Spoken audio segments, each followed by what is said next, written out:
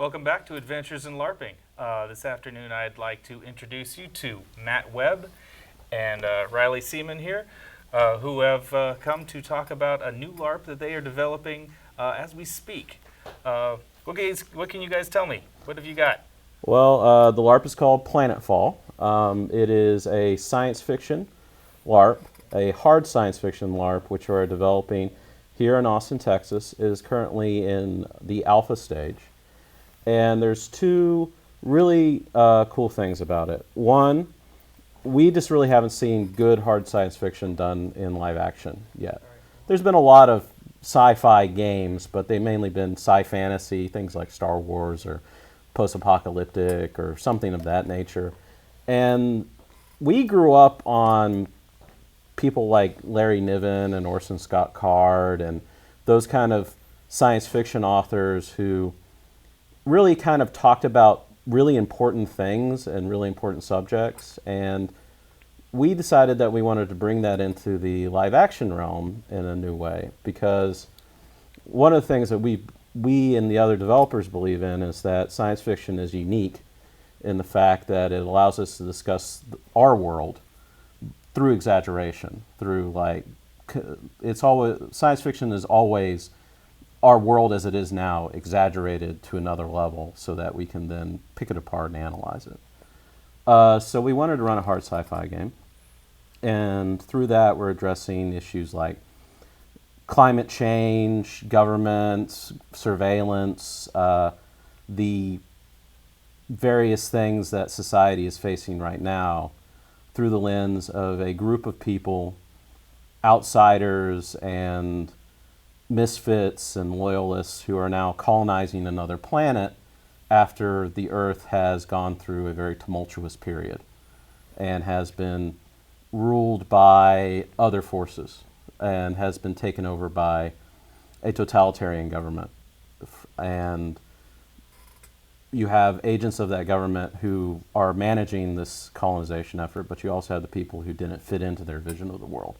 So you have both of those sets of people coming into this new world, and we're setting that up, and we're just going to set up all the right levers for the players to work with. We're going to have economies, and but what we're really trying to do is set up ideological, social, and economic divisions, and see where players do with it, see how they handle ideas and problems of how do you interact with your world, how do you build your world from scratch, what kind of decisions do you make about how you build a completely new place for yourself after coming from a very bad place that's made a lot of mistakes. So this isn't necessarily a combat-focused LARP or necessarily a military LARP, but that certainly would play a role.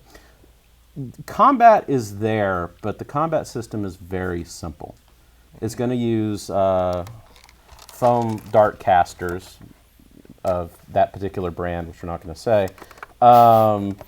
And the rule is pretty much going to be, there are no hit points in real life.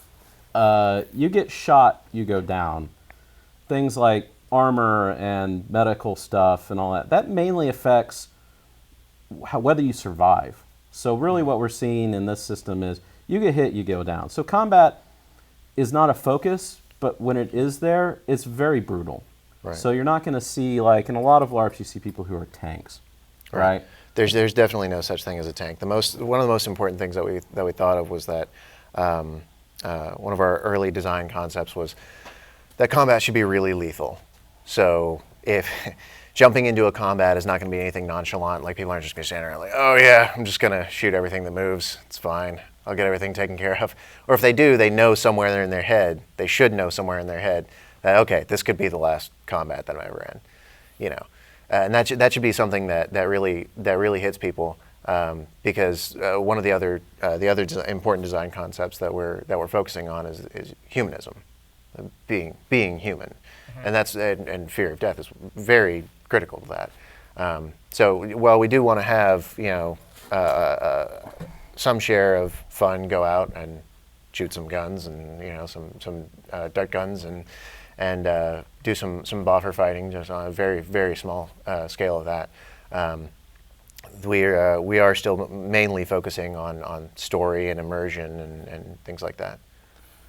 And a lot of the stuff that we're doing is focused around trying to get beyond, like, just let's go out and shoot things is going to be the point of the evening, right? What we want to do is we want to push forward this idea that this is mainly about humans trying to figure out how to live and how they interact with each other. But at the same time, we're setting up these systems where there's going to be scarcity. I mean, there's going to be difficult choices. One of our key things that we've done is we said difficult choices are one of the key points of this game. What do you choose to do with your time? What do you do with the, with the resources you have at hand? Who gets the food? Who gets the water? Because there's not much of it. Do we invest in the future, or do we scramble to survive right now? And those are choices that as a community they have to make, and they aren't easy choices, and we're intentionally making them not easy. And part of that relies on handling a large economic system, because we've noticed LARPs that have economic systems and where people are trading, they have crafts and all that stuff, they tend to get a lot of oomph behind them. People get into that sort of stuff. But what we noticed time and time again, that the economic systems that work for 20 people don't work for 2,000. They don't work for 200. They don't even work for 50 sometimes. Things get out of control. Weaknesses in the system are shown. You get the infamous backpack full of index cards, right, Yeah. where this guy has the military-industrial complex of Russia on his back, right? That he's got 20 swords and 300 guns and, a bullet mill and all this other kind of stuff. He just has it, right? Yeah. So really key to that is we're bringing mobile computing technology into the field here. You showed me a little bit of that earlier. Yeah. That's very exciting. Show me more. All right. But, We have a app that we made. It can run on any Android device. This one just has the login screen on it. This will run on any Android phone, I think 4.0 or higher. And another one that we have is, I'll just get on the bigger one. So you log into it, and this is your start screen. And it has your, health, your willpower. We're still working on this part, but it shows you where you're at. This is your character sheet, and all that stuff. And then as you go through the world, it'll show you, there's no character sheet. There's this. We have some demo information there with the well-known gentleman on there. And that's your skill. That shows you your skills, has icons, and this can all be managed between games on the internet. And that's where you can also manage your production and stuff like that. So what we're going to be able to do as time goes on is we're able to keep track of what people have. We don't have item cards. We keep track on the machines of what you have. We get track of what's stolen. We can have weather come through and destroy. You have 300 pounds of, 300 pounds of iron. Where are you storing it? What are you doing with it? So things can decay, and we can control that from a central point. Yeah. So, and we can adjust things as time goes on, and we can prevent this kind of, as a friend of ours described it as the grand Poombas eventually rule everything. Everybody has something useful to contribute. Right. And we get rid of the number crunching. Yeah, that's one of the things that we wanted to make sure that we were actually leveraging available technology, because that's another thing that we've had.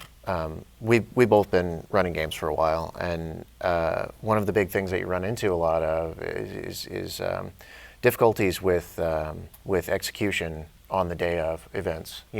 Logistical nightmares abound and things like that. And even something as simple as spreadsheets, rarely in use, because a lot of the actual sites that we're going to are campsites and things like that, wherever we can get some people together and just have our own space to work in and play in. And one of the big challenges there is like just having tons of stuff to keep track of. Well, we wanted to offload as much of that as we could onto technology, and we're at a great time for that, because one of the key points at the beginning was, well, I was personally concerned, like, okay, well, that's kind of a bar for entry. How are people going to join us with, everybody? Well, okay, well, so everybody has a smartphone. Like, okay, well, what about iPhones? Like, one person has one iPhone. Well, tablets are really, really cheap right now. So we're basically living in like the future, aren't we? we are living in the future. We all have our personal tricorders and whatever. One of the great things that we came up with is that one of the great things about mobile tech is that this stuff is science fiction. Yeah. Because for 30 years, sci-fi movies have been telling us that the future is made of glowing rectangles. Yeah. That's what the future is, right? They have glowing rectangles. Awesome. Another way we're leveraging the technology is not just taking the out of character stuff in, or taking the out of game stuff in rather, is that we're actually working on, when you're in the actual game, there are items you can use your mobile tech to interact with. So here's an example, and this is how we're like taking the actual ideas of being a scientist and that sort of stuff into the game. Is we have a little bug. But we scatter these around the game site, and it has almost a kind of, scavenger hunt appeal, where you find this guy, and you say, okay, I want to find out about him. I'm a biologist. This is a biosample. It has a code attached to it.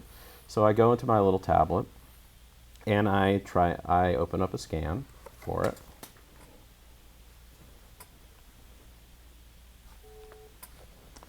And as you can zoom in on that, suddenly I have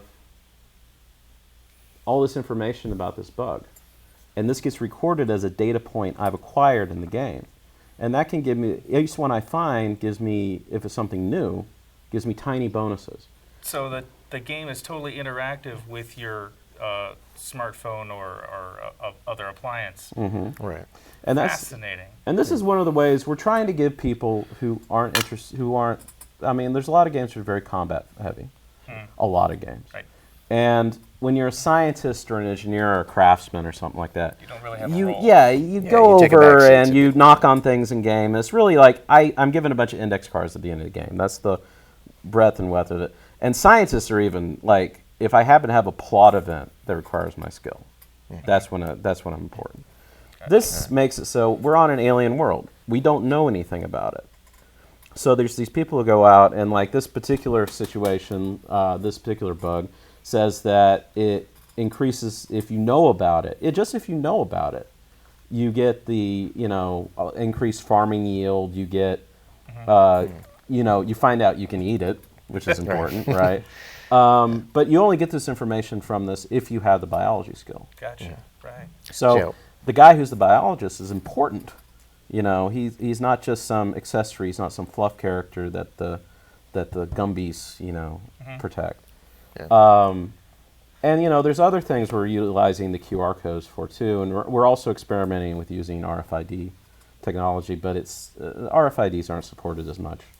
Well, we're running out of time. Okay. So please tell us, how do we get in contact with you? This is still in alpha testing, right? We are accepting testers soon, though. So if I wanted to get on the list for playtesting your game, how would I reach you? How do I find out more information about it?